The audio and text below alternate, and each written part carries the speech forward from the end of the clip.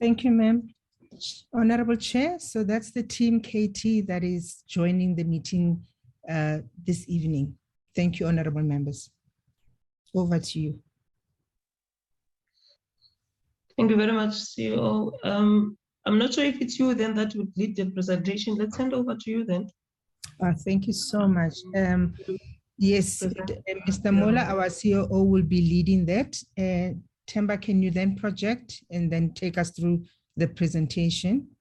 And we hopefully that would like to be concise, but share as much as possible, and at the same time allow for engagement, Chair, if you'd allow us to do so. Over to you, Themba, are you able to share? Yes, thank you very much. As mentioned, I will be sharing the presentation. I hope I'm able to load it.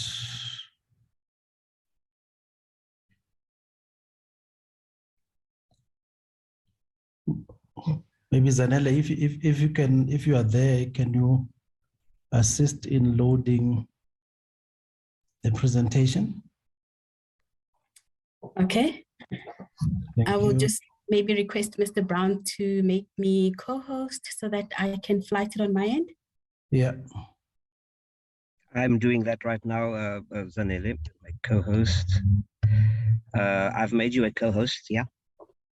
Okay. One moment.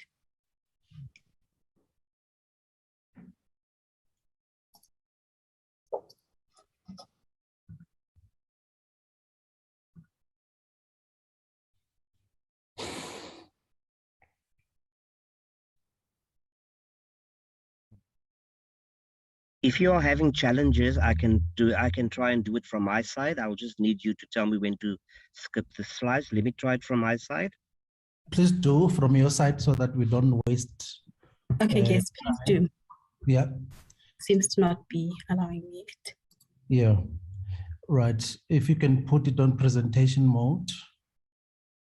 Yes, thank you very much. I think to the chairperson of the Basic Education Portfolio Committee and to the members of the committee, as mentioned, we are humbled by the invitation to participate in this meeting. We will be sharing with you the program we are implementing as Kagiso Trust and giving you just a glimpse on who we are. And this is just going to be a very short presentation. If you can move to the next slide. We have shared with the committee the PowerPoint presentation, but we've also shared with the committee the attachments which are meant to give you a glimpse into reports that we have compiled as an institution and research that we have conducted around the sector. So I'm just going to take you through the presentation.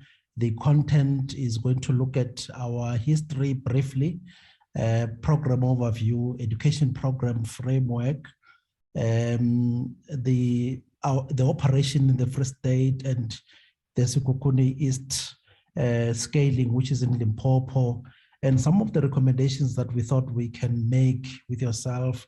Next slide, please. Kagiso Trust, as some of the committee members might know, we have been around as a leading development agency. We have an aspiration as an organization to really deal with overcoming poverty.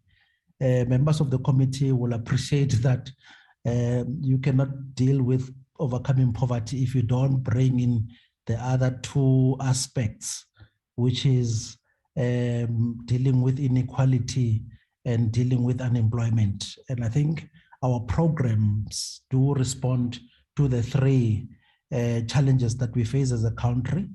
We have invested over 2 billion rands across the programs.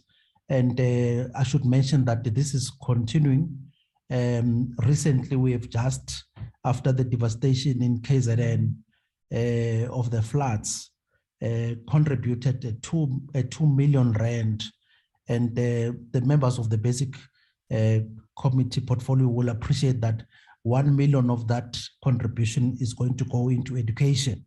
I mean, that's how really strong we feel about the business of education. The next slide. As mentioned, we've been around for several years, 1984 to be exact, when we were established. We were established as a civil society entity alongside the SACC, the South African Council of Churches, and the Bishops' Council. These were the three entities that were benefiting from the European Union funding. At the time, our mandate was to deal with the victims of apartheid, and we worked very compassionately with the communities at that particular time. And around 1994, in anticipation of the bilateral and multilateral relations with the new government, we then established an investment company, because we always felt that we have a role to play as an organization. So as we speak to you this evening, we have investments that are supporting our development work, and this were established through the wisdom of our trustees, whom I will introduce shortly. We are quite involved in education, starting actually even preceding 2011. Some of the people that we come across as we run our daily lives are aware of the Kagiso Bursary Fund that supported tertiary education back in the years. And we have two aspects that we are implementing as an organization. Education in particular, and capacity building in general. So capacity building will involve a lot of elements. We, from 2017, we have started to focus on specific programs, education, I'll speak to that, socioeconomic development and institutional support. I'll also explain that next slide. We are led by a board of very credible members of society, if I might suggest. These are people who have worked as senior directors in government. You might recognize some of the faces. I'm not even going to mention those faces.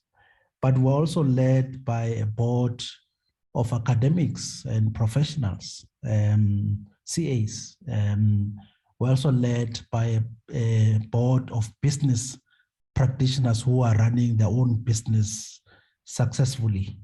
And this has enabled us over the years to have a credible a record in terms of transparency, in terms of how we run our business as Kagiso Trust. And this is owed to these trustees. Some of them are founding trustees. That means they were there when we were establishing the Kagiso Trust, but some of them came on board later on. You might recognize some of the faces, but this is our board that is responsible for our operations. Next slide. As mentioned, we decided to really identify strategic pillars that we should support. Top of the list in our support is education. And the members of the portfolio committee would know that we are supporting education, in particular public schooling, because of the challenges that public education faces in terms of poor performance. But also most important is the fact that a lot of communities send their children to the public schooling system. There are very few people who can afford private education. And we felt that we should participate in education in the public schooling because our intention is really to provide a competitive opportunity for many of the communities that are caught up in that space with its challenges, both historical and which we're dealing with. We are also involved in the socioeconomic development space.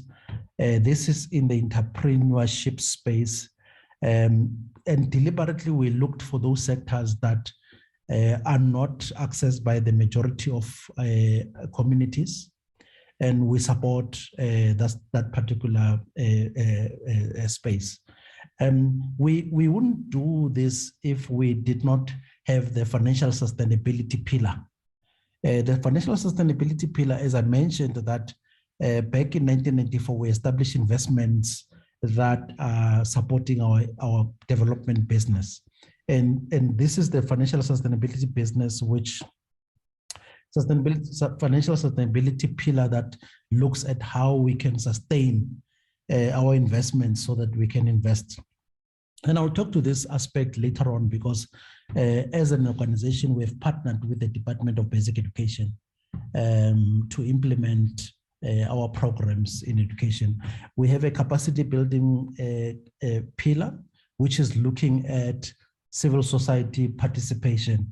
Members of the committee would recall that even during the COVID-19, even now that we still have the pandemic with us, civil society entities have participated as an extension of government. And we feel that it's important to enhance the capability of civil society. So this is where we are coming in. Unfortunately, we have an extensive experience as an NGO, and we believe that programs focused in building the capability of the civil society organizations is quite important, but maybe this is not the discussion for today. The next slide.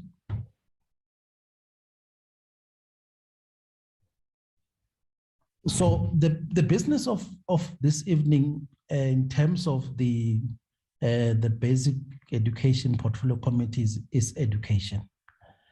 And let us mention that we are dealing with education in terms of appreciating the challenges of the pipeline. So we look at education broadly and seeing to what extent can we deal with those challenges that the pipeline faces. And there are several challenges. Some of the challenges is really at the entry level, at the ECD level. We have programs that are responding to that. And we then also deal with the foundation and intermediary and high school program. And I'll talk a little bit about exactly what do we do, but also looking at the career path opportunities for the learners that go into education. Obviously, the public schooling environment has the challenges that we have mentioned there. I mean, grade 6 not able to write simple sentences or to do basic arithmetic. This is the story that the committee should be aware of. The grade 9 lacking knowledge of basic formats, periodic tables, and simple fractions. I suppose we should also be aware of that. The issue of school dropouts. It is mentioned in the mainstream media, 50% of the learners that do not get to complete grade 12. The challenges of progress learners, whom we think it was a noble decision by the Department of Basic Education to retain them within the system and provide them opportunity, second and third opportunity for them to write their matric. And there are pleasant experiences of these progress learners who, some of them could have been exited from the system, but they were retained. And we are working on programs that are meant to deal with the pipeline. So if you can appreciate our programs, we start from ECD, we go into the mainstream schooling, we also go into the exit opportunities. We have a program called Eric Mulobi Scholarship Program that takes our students into tertiary institutions to make sure that our students always have opportunities to look at what is their options available if they've got to deal with their own livelihoods. The next slide. We do this thing through a program called a whole district school development program. Now, the members of the committee will appreciate that this is borrowed from the whole school evaluation framework, which looks at the functionality of a schooling system.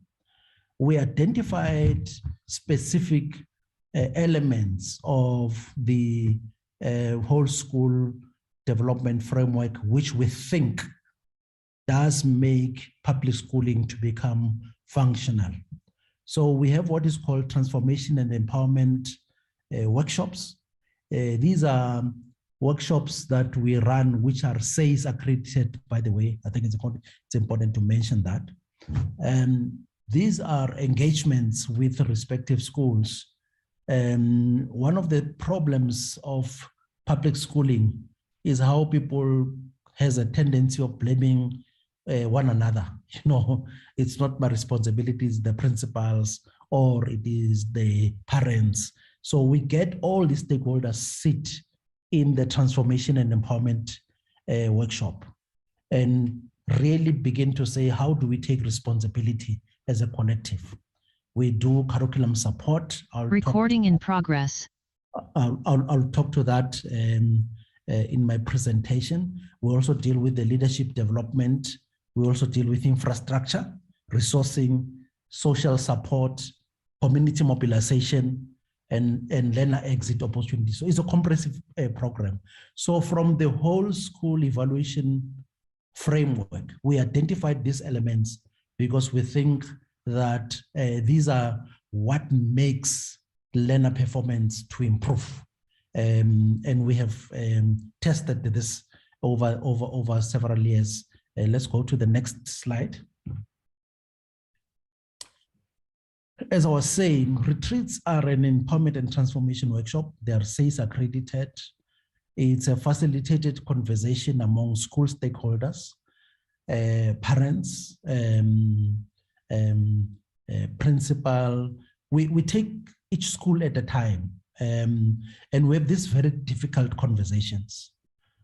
How should we make our school functional? Where have we gone wrong? How can we take collective responsibility? Now, these retreats, we also are able to facilitate them at the district level. We also recently took them to the province level where the MEC and his officials sit. Same questions applies. How as a province have we failed? How can we take collective responsibility? And this is a self-reflection, is a deep diving conversation, is a retreat where out of it comes commitment statements. So commitment statements are individuals saying, henceforth, this is what I'm going to do as a member of the institution, the school, the institution, the district, the institution, the province. We also have a program that deals with instructional leadership. Instructional leadership because if we have to create a learning conducive environment for learners who are passing through the system, we need to be saying, who are the people that are remaining in the system for several years? These are the systems leaders. These are the district officials. This is the principal. This is the SMT.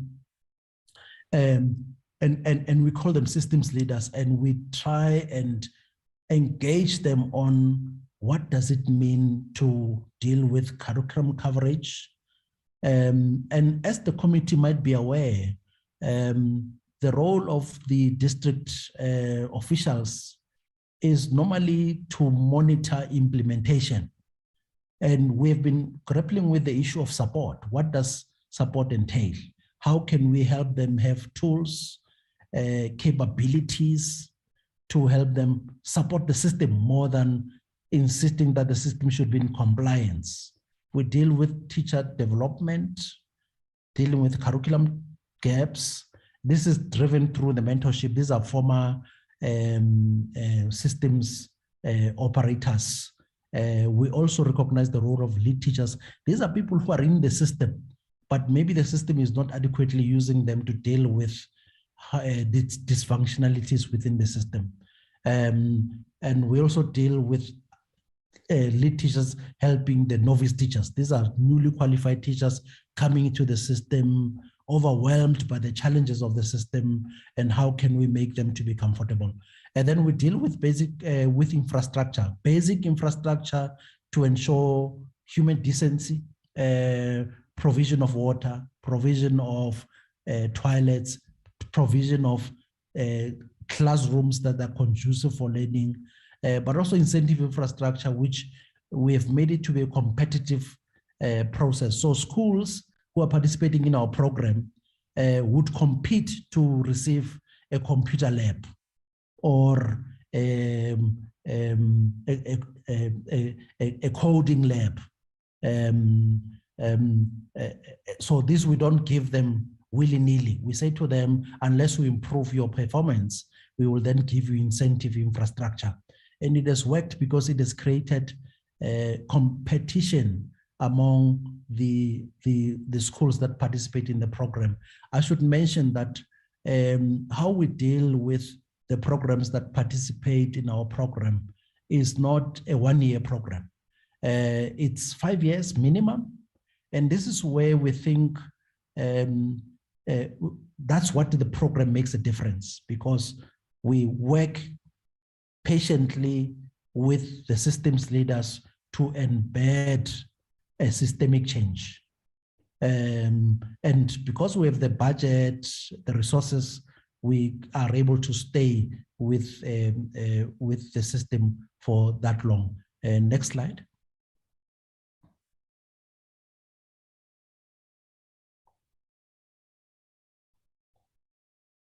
Next slide.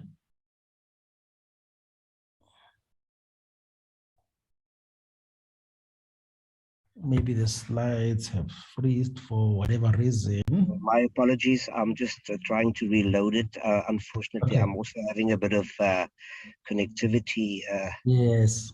problems on my side. Just give me 1 second. Okay, that's fine. Yeah.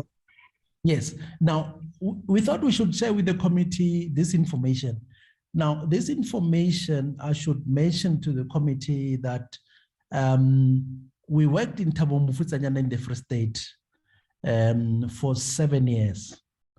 We worked in the Free State in Motheo and Fezile Dabi also for 7 years.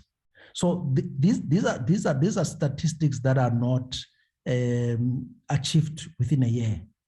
So, but it is working with the schools over time that has enabled us to achieve these. Let me make you a practical example. When we went to Botshabelo and Fezile Dabi, we were saying, what is it that is making the public schooling to be dysfunctional? And we realized that it is not just the academics which is important, but it's also the socioeconomic challenges. Our students cannot see. So we started a program called Eyesight Tests, and we conducted eyesight tests. We donated spectacles, but these were not just donations to students. These were donations made with the participation of the parents, because can you imagine some of our students in public schools get embarrassed to wear spectacles, even if they might not be able to see. So how can we make them to gain the confidence of wearing those spectacles? We worked with the parents. So our program is comprehensive to the extent that it works with the systems leaders, it works with the learners in terms of leadership training, it works with the parents. When the Minister of Basic Education announced the grade R getting institutionalized at primary schools, we started a grade R program. And as we speak, and I would invite the members of the committee to visit the Free State, Fezile and Motheo, to go and see how we have created a grade R facility. Remember, primary schools did not have this infrastructure. So we've established the grade R facility within primary schools, which is conducive for combining learning and playing, so that we don't take our children from ECD and suddenly put them into a primary school environment, and we don't appreciate that we need to make them to transit into the foundation phase properly. Next slide, please.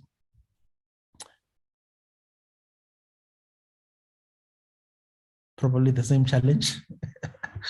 Well, the next slide is talking about the Skukune, because I think as an education program, we have also extended the program into Skukune as part of the scaling scaling up of the program, and we've moved. I think the members of the portfolio committee. Oh yes, I mean, this was just to demonstrate to you how we have taken the performance in the Free State from where they were in Thaba Mofutshanyana and also in Fezile Dabi, and made sure that there is a significant improvement. And this is not something that happened over 1 year. It happened over several years. Now, I am proudly to say to the committee, the Thaba Mofutshanyana intervention was in 2012, if I'm not mistaken. That was when we were working with Thaba Mofutshanyana. And Thaba Mofutshanyana is on an autopilot. It has been consistently performing. What does that mean? It means the systems leaders that remains in the system are able to sustain the performance of the program beyond our intervention. What does that mean? That means we work with the province officials for political support. We work with the HOD for administrative support. So this is just a program that does not tailor, that does not parachute into the program. It works with the people who are officials in the system to make sure that when we exit, the capability is left. And I think that's what makes the difference of this particular program. Next slide. If you look at Motheo, we thought we should distinguish this one as a case study. Now, we went into Motheo and worked with Tabanchu and Bochabelo. Now, members of the portfolio committee might appreciate that Bochabelo is almost like a township. So our solution, much as we are rural biased, but it does work also in townships. And we implemented this program. We ran the retreat with the district officials. Motheo was performing was the last district in terms of performance at Matric. We are proud to say this year, the Motheo district was declared as a #1 best performing district in the country in respect of the primary school learning outcomes support by the Minister of Basic Education in April 2022. That's not all. the Moteo district additionally produced the best physics teacher and the best learner outcome at the National Awards program. Next slide. This is still on the performance of, okay, maybe I just missed that. But I think Moteo is the best performing district in the Free State and the second best performing district in the country. We've been there for 7 years. So what does it mean? What it means, which we want to share with the committee this evening, is that if we have to work with the education system, you need to have a broader, bigger vision on how you want to make the change that we want to see. So we are in the Free State, we are now in the Sekhukhune in terms of scaling up the program, working in Sekhukhune. You will notice, members, that we choose poor performing districts, those that are experiencing challenges, and we work with them. But all we need is time so that we can deal with their challenges. I might be diverting, but I should mention this point, is quite important. When the pandemic happened, a lot of public schooling stopped, literally. So it meant there were no learners who were going to school, but who did not access education. So as we speak to you this evening, we are doing a proof of concept in Sekhukhune, which is a satellite Wi-Fi driven by an international organization. Because part of our program and our solution is to say, how do we make public schooling when there is a pandemic not to stop? And that means access to Wi-Fi. But we have also went further in KZN, in an area called Patch Ports Shepston. We are partnering with another entity that is looking at TV-wide space, which is also another internet which is provided cheaply, which we are implementing as an entity. So one of our issue really is to say, how do we deal with access to Wi-Fi? So in Sekhukhune, we're using the satellite solution. In KZN, we're using the TV-wide space spectrum, which has proven to be cheap. And I think we can engage further on that one, because that's what we want to see is public schooling accessing. Private schools and Model C schools did not stop their classes. They proceeded, but our classes stopped. And we think that we should really work in partnership. Now, we learned that some of these established Wi-Fi providers, whether, and I must be careful here, not to be just throwing names around, but your mainstream providers of Wi-Fi, they use the same infrastructure that they use in towns to provide in rural areas. And that is not necessarily the solution. So these proof of concept that we are embarking upon are looking outside those main towers of these mainstream providers. And we found that they work out cheaper and they are compatible to the rural area environment, even in terms of electricity access. The TV-wide spaces do provide that opportunity. Next slide.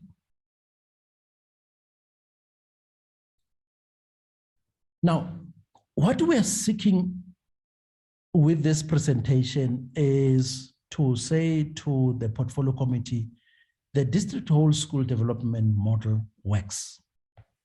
And we are aware that there are provinces that are experiencing challenges in terms of improving the quality of public schooling. And we think we are better placed to begin to provide this solution nationally in all the provinces. and therefore seeking the minister to endorse the model and the portfolio committee to endorse the model, because I think we can engage with you on what is our basis to think that it works. It does work. It does need us to resolve the issues of partnership and collaboration. Next slide. And the model adoption and replication is defined through what we are saying, that the model is systemic, is sustainable, it deals with the pipeline, and it is sustainable because it leaves the capability within the system. So the learners, as they pass through the system, they're assisted by that, and it improves the quality of results, as we have demonstrated, and it deals with disrupting the generational poverty and creating conditions for secure and sustainable livelihoods of young people. I mean, everybody knows that the young people are the future. It deals with ensuring that the school as a community deals with the social cohesion, building good citizenship, community-based accountability. It deals with 21st century learner capabilities that we are confronted with. I mean, the minister has mentioned, the Minister of Basic Education has mentioned the pilot of the 4IR. We are already involved in that, so we think we have the capability to deal with that. The model is within the context of the community in terms of takes the village to raise a child, and it's because it moves from the classroom into community mobilization. We work with the communities. I mean, it is important to mention to the committee members that most of our infrastructure that we put in schools have remained in schools without them getting stolen, because we mobilize communities. And this is what a collective responsibility means to us. Next slide. Now, at the level of the policy, because of, as an organization, we have lived through the experience of implementing the program, and we think that we can participate in the following areas: the development of a national protocol on provision of quality psychosocial support for teachers. We think we can become part of that dispensation. The development of a national guideline to increase school-based professional development, including professional learning communities. We have explored this in Thabo Mofokeng in the Free State, and it works. The finalization of the framework on online schools. We think we can become part of that solution. The revision and amendment of the care and support of teaching and learning conceptual framework. The national plan on strengthening foundation development process as part of the reference group to be established. I spoke about the Great R case studies that you as the committee can go and witness. Next slide. Kagiso has a capability to assist the department with the three-stream model. As we speak, we are partnering with the Sasol Foundation, converting schools in the Sekhukhune area into technical schools, finishing them, working with the mines, so that they can be fully finished. And this is providing exit opportunities for learners at grade 9 to then begin to say, do I follow an academic stream or a technical school stream? We have that capability and are currently implementing it.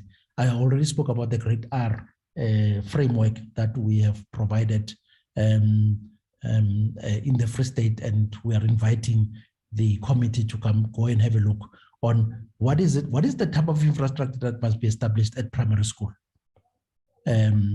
so that the Great R is understood by the primary schooling. And having worked with the Department of Basic Education In Limpopo, we've partnered through with the Education Trust. In the Free State, there were challenges in terms of the PFMA. And our point is that we come to the department, we come to the portfolio committee, not cap in hand. We have our own money that we're willing to invest. And we think the portfolio committee should explore with us what are the modalities that are legal, because as we speak, the PFMA does not accommodate us an instance where as an NGO, you come in with your own money and you want to partner with government. There are always issues around the PFMA.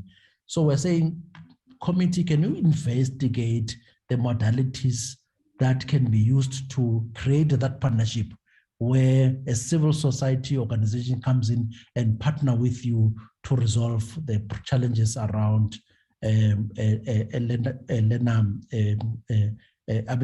education excellence, challenges with adherence to learner progression and admission policy. This one, we came across it in Limpopo. I mean, believe it or not, portfolio committee, they are 24-year-olds who are still in school doing matric or grade 12. We understand that they cannot be thrown away. But we think that there must be a different dispensation, maybe the community colleges that must be introduced in Limpopo to deal with this particular issue. Next slide. Thank you very much. A pleasure to present to the committee. Thank you.